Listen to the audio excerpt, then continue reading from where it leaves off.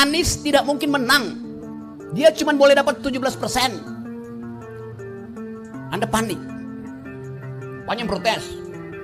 Pak Rocky kok pesimis? Ya memang saya pesimis.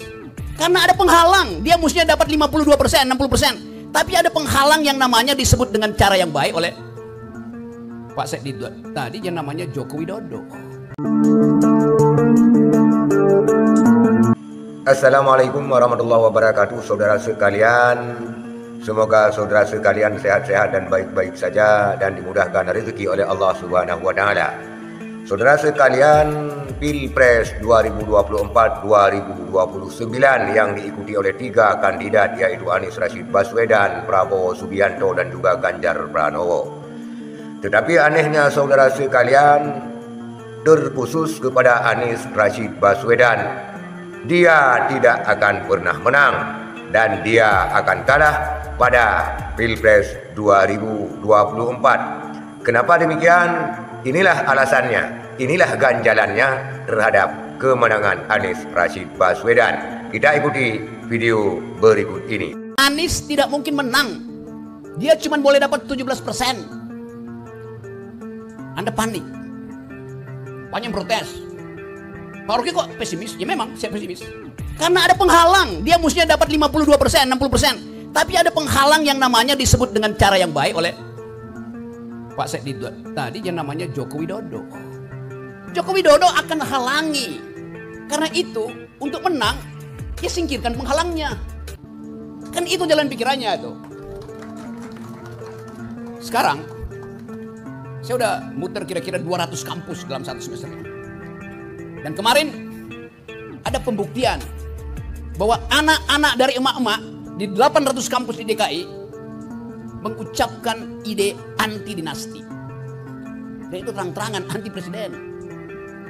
Karena itu proses politik berikutnya adalah mendorong supaya ada gerakan politik yang lebih terarah untuk mewujudkan pemaksulan, di-impeach, menurunkan presiden dengan cara konstitusional. Karena semua cerita hari-hari ini berujung pada satu hal. Kalau penghalangnya tidak disingkirkan, maka politik 14 Februari itu omong kosong. Ini kalkulasi, bukan sekedar kemarahan. Pak Sekdi itu gak ada problem dengan Jokowi. Dia punya problem dengan kebijakan Jokowi. Kita semua beroposisi karena kebijakan Jokowi buruk, menyebabkan bangsa ini melarat, menyebabkan politik itu jadi aut-autan, menyebabkan persahabatan antar warga negara itu pecah. Kan itu dasarnya tuh. Jadi kata perubahan Indonesia dimulai dari mana? Dimulai dari langkah pertama kita untuk melawan. Itu kegiatan masyarakat sipil, kegiatan relawan. Tapi diperlukan langkah politik yang memungkinkan proses impeachment itu dimulai. Oleh siapa? Harusnya oleh Megawati. Karena dia yang punya standing di parlemen. Inilah dia saudara sekalian pernyataan terbaru daripada Rocky Gerung yang mengatakan Anies Rashid Baswedan tidak akan pernah menang. Artinya akan kalah dikarenakan ada penghalangnya, yaitu Bapak Jokowi katanya. Dan pantasan Anies Rashid Baswedan ini yang seharusnya 60%, kini hanya berada pada kisaran 16%. Kita lihat rata-rata di survei saudara sekalian. Kemungkinan besar karena cawe-cawenya politik Bapak Jokowi yang terang-terangan membela Gibran ataupun membela pasangan Prabowo Subianto dan Gibran Raka Buming Raka. Ini menurut pengamat politik daripada Rocky Gerung. Dan kemungkinan berbeda dengan pengamat politik lainnya yang memperkirakan bahwa Anies Rashid Baswedan akan menang seperti uraian daripada Bapak E.F. Saifullah Patah. Di mana kalau E.F. Saifullah Patah mengatakan kemungkinan pemilu pada kali ini yang dijagokan akan kalah dan yang dijagokan kuat ataupun kandidat kuat akan kalah pada pemilu 2024-2029.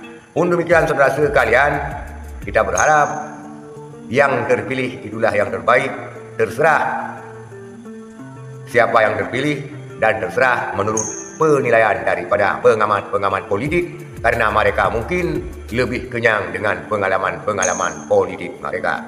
Itulah saudara sekalian sedikit ulasan daripada Rocky Gerung kenapa dan mengapa Anies Rashid Baswedan tidak akan menang pada pemilu 2024-2029 kecuali dengan pemakzulan ataupun impeachment daripada Bapak Jokowi. Itu menurut statement daripada Rocky Gerung. Sekian saudara sekalian, terima kasih. Assalamualaikum warahmatullahi wabarakatuh.